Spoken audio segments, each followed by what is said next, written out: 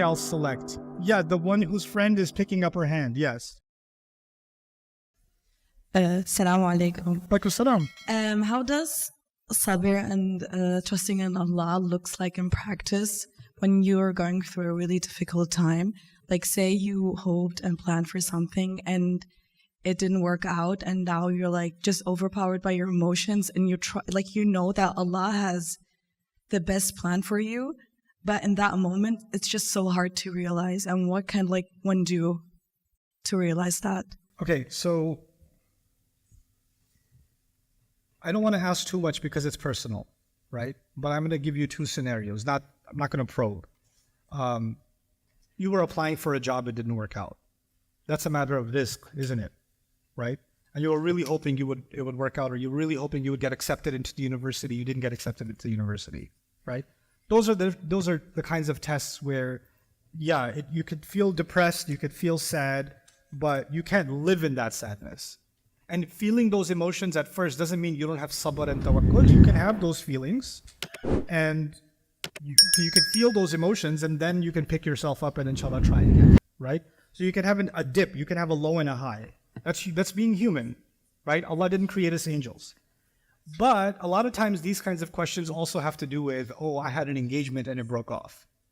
Or I had a marriage that ended miserably. Or I had, or I didn't want my parents to get divorced and they got divorced. Or something like that, right? Or I wanted my sister is fighting with my parents and she's moving out of the house, and I didn't want her to move out of the house and she moved out of the house.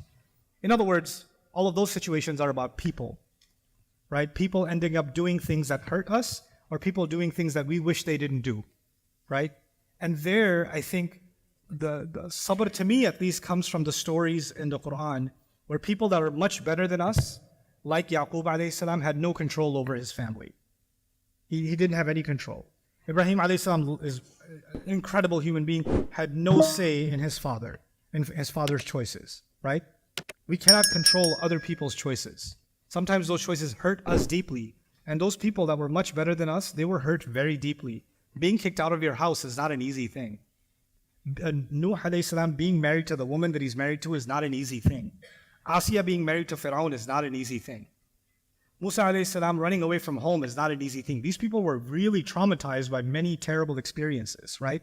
But Allah taught us through them that we can only control what is within our grasp, and we have to learn to let go what isn't, right? Because in the end, inna lillahi wa inna ilayhi raji'un, this is what we say when a musibah strikes. Alladhina idha asabatum musibah, inna lillahi wa inna ilayhi raji'un. Whenever something strikes them, they say we belong to Allah, to Him we're going to return. Any problem I'm having, how long is it going to last? Well, as long as I last. I'm not here for that long. And when I think about the grand scheme of things, this problem isn't as big as I think it is. You understand? And of course, Allah has given us hope too. Inna ma'al usri yusran. After every difficulty, there is great ease. Now, you just put yourself in these shoes. How much did the companions love the Prophet ﷺ?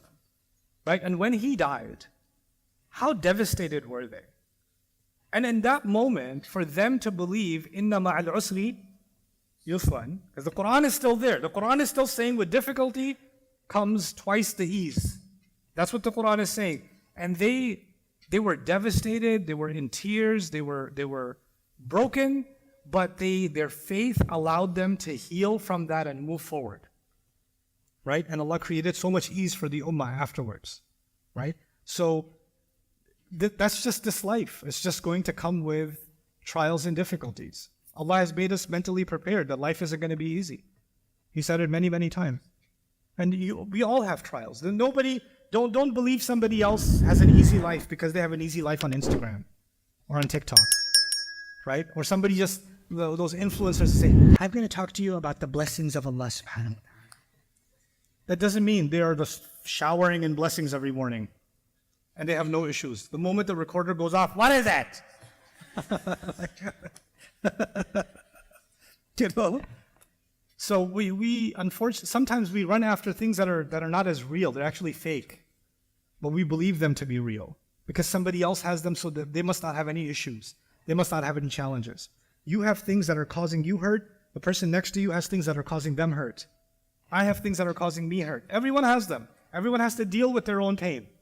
And so Allah tests people differently. But the problem is we don't see the other person's trial, or we don't see that their trial is exactly the same as ours. So we start saying, how come Allah is not testing them? He's only testing me. Or how come I couldn't have it easy like they have it easy? You don't know if they have it easy or not.